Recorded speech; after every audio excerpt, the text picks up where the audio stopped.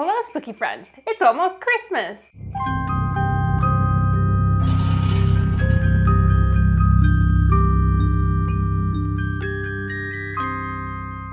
Welcome, spooky friends.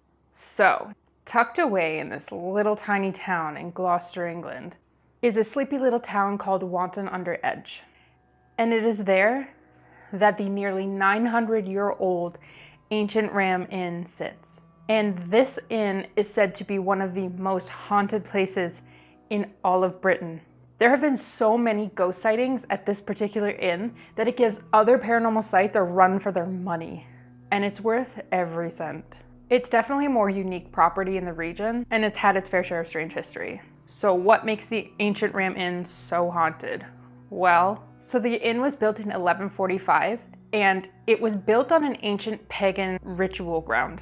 It was built as a former priest's residence for St. Mary's Church, as well as an inn and a public house, or a pub, where I like to be. It's also the oldest building in Wanton-under-Edge, which is about 40 minutes from Bristol. Long before its construction, before any bricks were laid, the story of this area begins in a potter's pond, the low-lying wetlands area. It was built to house the enslaved people that would then erect St. Mary's Church, which would shortly follow. But the land was seemingly cursed, much like when you built on indigenous land here in North America. Building on an ancient pagan site has its level of issues. Ancient Britain was home to the Anglo-Saxons between the 5th and 8th centuries. And of course, the pagans believed in multiple gods. And those gods' names? They were the Norse deities, such as Thor, Loki, Hel, and Odin. Yes, my dog is named after Odin. Archaeological evidence of this area shows rituals that remain to this day. And when I refer to rituals, it's not, people going to their death every day. The rituals were weddings, feasts, Samhain, end of harvest, the start of harvest, the solstices, and most notably, funerals. Yeah, that's right. This was definitely a funeral area. And that is how it began. You can imagine building on this land consecrated by the church would definitely stir up some stuff with the pagans of the area who had their religion taken away. Colonization. Also, there's something really interesting about exactly the location where the ram was built. It was built on 2 ley lines. Ley lines are allegedly supposed to have significant spiritual energy. And using a map, these lines can be traced to one of England's most famous sites, Stonehenge. Legend has it that the ley line in which the ancient Ram Inn sits corresponds directly with Stonehenge, and Stonehenge sort of feeds the ancient ram the energy that it sits on. Also, consequently, there's more that adds to this. So the ley lines are in essence straight lines that connect spiritual energy to other spiritual energy, and these are mostly pagan sites. It's 2 spiritually significant lines of power that kind of intercede both at Stonehenge and the ancient Ram Inn. No one knows whether they're human-made or natural, whether they're on purpose or by accident. Not a lot of information is out there about ley lines, or at least I don't have my hands on that information. So as an example of a ley line, the St. Michael ley line is the longest and largest in Britain. And along the line of St. Michael, there are a lot of key sites in England. It has been hypothesized that these lines were used as sort of a path for spirits, where the departed could sort of travel to and fro. And it's thought that perhaps these interceding lines, these ley lines converging right where the ancient Ram Inn has kind of started the whole thing. It sort of started the ethereal phenomena that is the ancient Ram Inn and all the things that happen there. It just seems that there's a lot of underlying energy in England and no one really knows why. I'm supposing that it has to do with the Old Nord faith of having the different deities. Oh yeah, and so what had happened was the inn was sort of built on a 5,000-year-old burial ground for pagans, which had a lot of ritualistic sacrifice, it appears, as archaeologists start to dig through and figure out what actually had happened. So there is also that. So the original purpose of the building was to house the slaves that were building St. Mary's. Indentured people that couldn't escape were building this home. Now, God knows what they built it on top of, because you'll find out later. Another sort of clue as to why this site is possibly a portal to something bigger is that there was actually a stream that would flow through where the inn now sits, and it was diverted. And that diversion in at least pagan culture is a big no-no. So that water was diverted to the church so that it could feed the church's holy water supply. And that's a big no-no, taking from the pagans to give to the church. I guess the old gods probably did not think very happily on that. So you've got just a lot of spiritual energy in the first laying of the first stone in this home.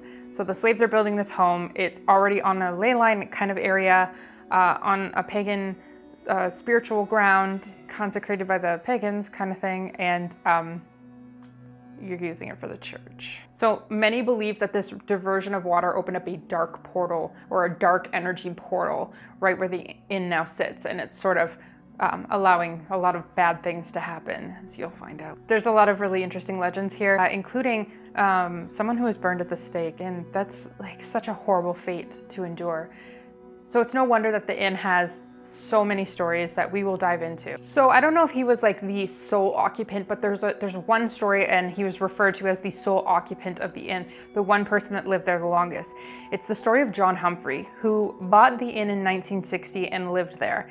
And it cost him everything. So he bravely made the ancient ram his home. And I say bravely because most people wouldn't spend more than a couple of hours there before. So in 1968, he moves into the house and he's introduced to the spirits. It literally starts on the first night that he's in the home. So he goes to sleep and he says that a demonic force literally grabbed him by the arm and dragged him out of his bed, all the way across the room. And he's not a large man, but he's definitely pretty sturdy for this to have happened immediately from the first night living there. Most people would have run away, but not John. He was quite brave. He dedicated his life to preserving this location, making sure that it stayed the way that it was and that no one would be harmed by the spirits. It literally cost him his marriage. His wife and his children left him as he fought so desperately to safeguard this inn from anyone else being hurt by it. So John went about sort of restoring this place. Like he was repairing walls and digging rooms out and things like that because it was desperately in need of repair. It was then that he found evidence of ritual sacrifice in his home, and it didn't stop at just one piece. Normally when someone buys a location and claims that it's haunted, I sort of eye roll a little bit because sometimes that helps to like drive people to come and like stay at the inn or stay at a hotel or write a book and make a lot of money on a movie. But in John's specific case, he actually had to call the authorities, who then referred the case to archaeologists. So it's kind of a big deal. For him to fake that would be so ridiculous. And these bones were like almost 900 years old. He discovered the skeletal remains of 2 children immediately with broken daggers. Now, in the pagan religion and the pagan belief, you would commit these rituals, you would sacrifice the children allegedly, and then you would break the dagger in half so that the energy would be bound. So first he discovers the skeletal remains of the children underneath a staircase, discovers some more of a woman and a child in another location of the home, which I'll get to, and also he found goat hooves in the walls in various locations, and they still haven't found all of these pieces of, there's more pieces of ritual all over this place, and it's not known whether the enslaved people did it, the pagans did it, or what happened. Like, how did this happen that all of these bones are being found? Like, did they not dig a foundation? They just put it on top? Did they know about it and just cover it up? Who knows? But John dedicated his entire life to preserving that. He kept it open as an inn, and he allowed paranormal investigators to come in basically whenever they wanted to and assist them, because he really wanted to get to the bottom of the stories as to why things were happening there that they were. And things really did happen. So John would then go on to fight the local authorities, who wanted to tear down the ram inn and put up some modernized condos as what was happening in the area during that time. And John was not having it. He did not want to disturb the spirits anymore. And they said that the inn was so old that it was just going to fall down on him. So he vowed that he would restore it. But they said he couldn't use modern tools. He had to restore it with what they would have used to build the place, and that's sort of the rule in that area. It's kind of silly, but I understand, it makes sense. So he got to work sort of stabilizing it so that it could still run as an inn, and the city council couldn't shut it down because of course he was the owner. He fought valiantly, and he definitely, he was a character. John appeared in a lot of local British newspapers. Over the years, he supplied a plethora of photographic evidence suggesting that this place seriously was haunted. Mostly evidence of mist-like spirits. But the stories were more important. The most famous was that of a succubus and an incubus, both living in this home. The succubus sort of using sexual tension and sexual assaults to control him. It visited him in the night on a weekly basis, trying to seduce him to take his power away, take his energy away, and several times pulled him out of bed by his ankles. Again, most people would have run, but not John. He was very strong. As he got older in years, he was starting to get very frail and starting to develop dementia. There was a time when John broke his leg and he needed assistance getting around the home. So the local government sent out some caretakers to take care of him and help him with, taking care of the inn. They were so afraid that they refused to go there after dark. According to John's daughter, Carolyn, who now owns the inn, she had to pay for 2 caregivers at a time to go and take care of John because they were too afraid to work unless they were working in pairs. Carolyn, who also refuses to live at the inn herself to this day, used to watch back the security footage to watch the caretakers running out of the place screaming. Like, that's multiple medical professionals running screaming from a house.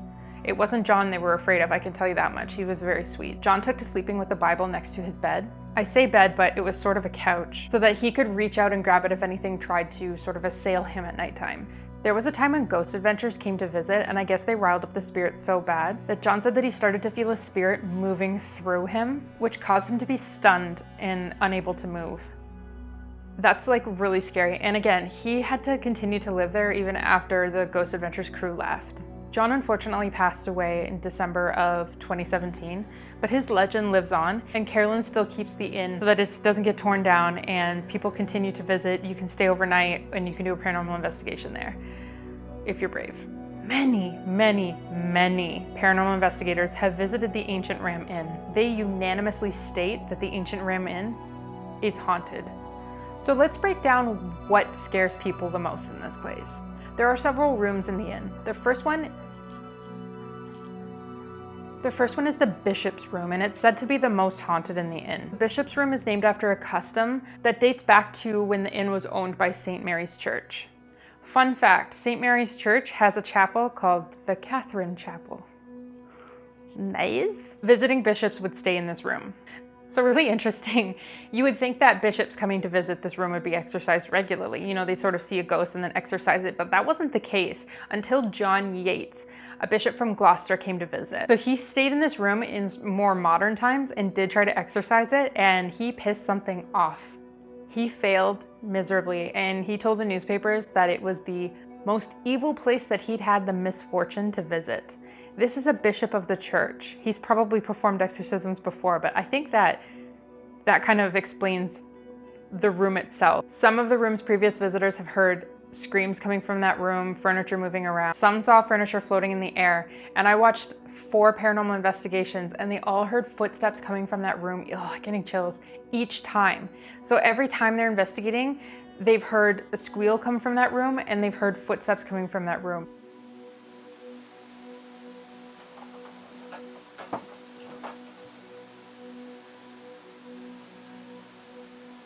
I don't know what's going on in that room and why it's so haunted, but I know that in the fireplace in the wall, that's where they found a goat's foot that they think was a part of a pagan ritual. Many people have claimed to see ghosts of themselves in that room. Generally, they'll see a monk or a priest. As many as 9 ghosts have been spotted in this room, including several monks standing in the corners of the room praying. They've also seen a cavalier pacing back and forth in the room, and I don't know why, but they've seen a woman hanging from the ceiling. Another room in the inn is called the Witch's Room. You'll notice that this room has a lot of like toys in it, like stuffed animals. It's thought that Carolyn states that she heard children crying in that room, and in order to comfort them and sort of cheer them up, she started placing stuffed animals in the room. But the Witch's Room has such a tragic history. In the 15th century, there was a woman who was being tried as a witch. She fled her trial and she hid in this room. She was subsequently captured, tried, and burned at the stake. The emotional impact that must have had on this room in the 15th century, for it to echo through now, is absolutely unbearable to me. It's so sad. It's said that to this day, she still haunts the room and guests have seen her multiple times. When asked approximately how many ghosts filled the ancient Ram Inn, it's alleged that more than 20 spirits haunt at any given moment. That's a lot of people to be staying in that inn. It's so aptly named, truly being ancient, having been built in the 12th century and on so much already history. It's hard to say like how many people truly died in the inn or versus were buried on the ground beforehand. It's possible that, you know, the slaves were killed in this place and buried, or they were the ones doing the actual pagan rituals in this place. No one knows exactly how this happened. So just to top it off, Leyline, ancient pagan ritual site, and then a ton of weird deaths, failed exorcisms. Like, what truly is going on here? There's also a ghost in the attic. It's of a young girl who's been seen multiple times. Her name is Rosie. She's a former innkeeper's daughter who was slain in the attic, though I couldn't find any information on how she was slain. Anybody up here with me now? Can you make a sign, please? Feels really weird up here. It's almost like I'm being watched, being surrounded.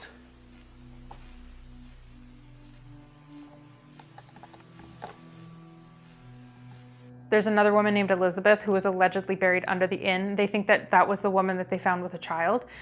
She had a dagger with her as well. Most of the people that they have found were with a dagger, most of the deaths in the inn. And archaeologists continue to dig to this day, and God knows what they're finding. There's even talks of a shadowy black cat that slinks around the inn because there isn't an actual cat that lives there, and there's a city built around it. So no one knows if it's like a real cat, but it's been around for many, many years.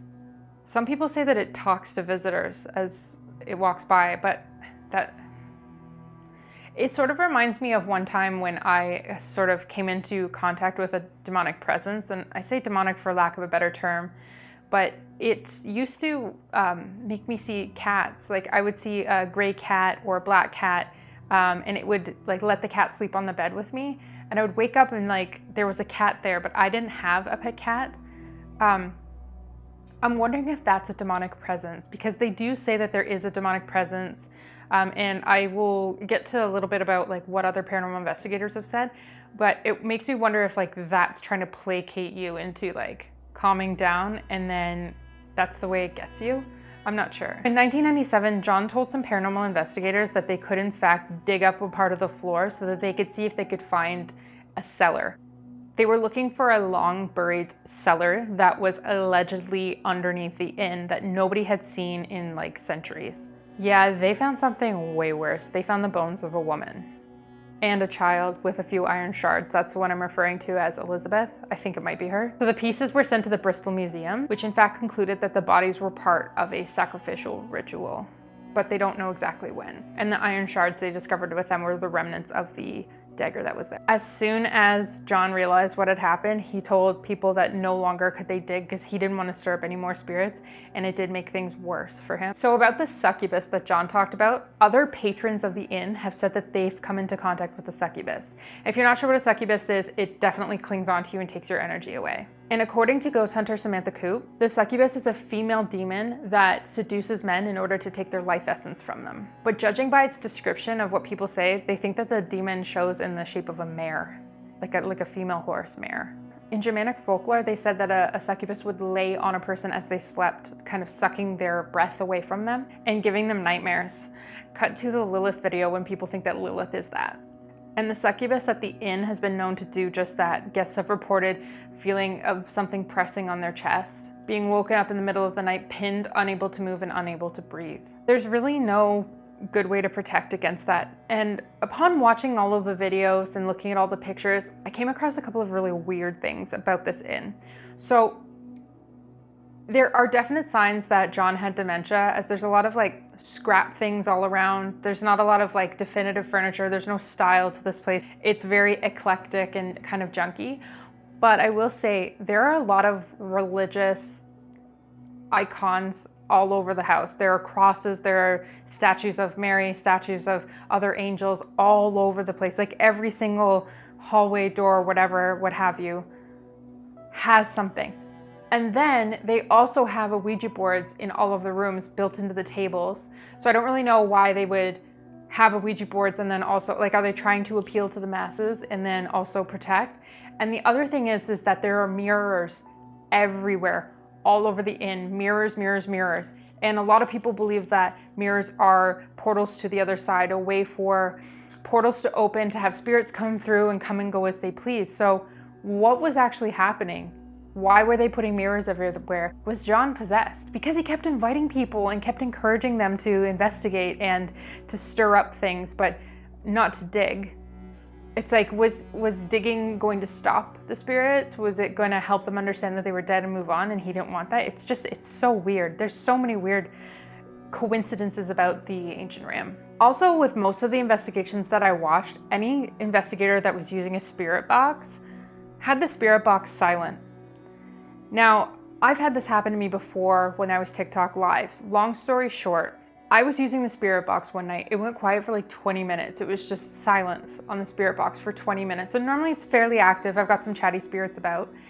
And I thought it was weird. Then all of a sudden it kept saying, summon me, over and over again. Oh God, it creeps me out to this day. It's saying summon me. And I was telling it, no, I'm not gonna do that. It was playing religious music too to kind of bait me. All of a sudden, my Wi-Fi shut off. My light shut off.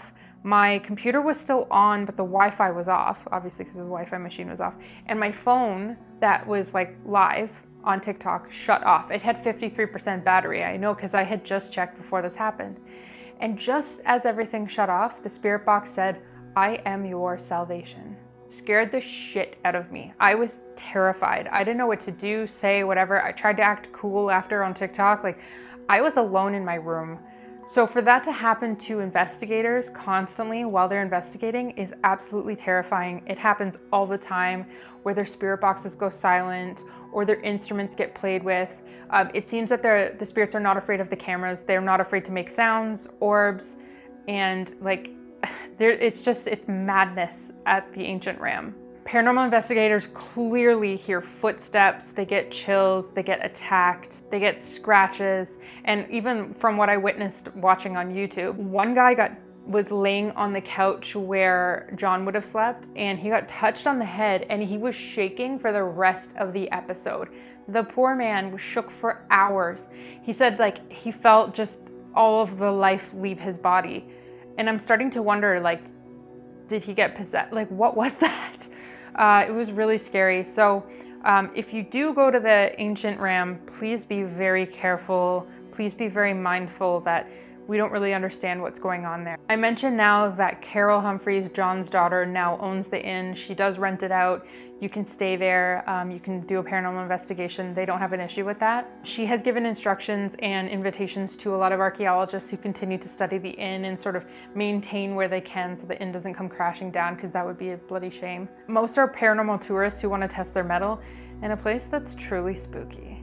That's a little bit about the ancient ram inn. I hope that someday soon, when lockdown is over, I get to go visit. I'm gonna try my best to stay there because that place truly is terrifying to me. The succubus does scare me, but I think I would be more afraid of what's truly in there.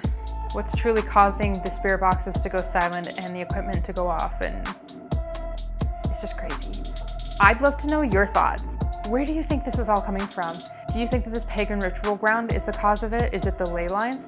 Or is it everything in a perfect storm of spooky? So I'd love to know your thoughts. Please put them in the comment section down below. Also be sure to like this video if you liked it and subscribe if you haven't already. And I look forward to seeing you in the next one. Ooh.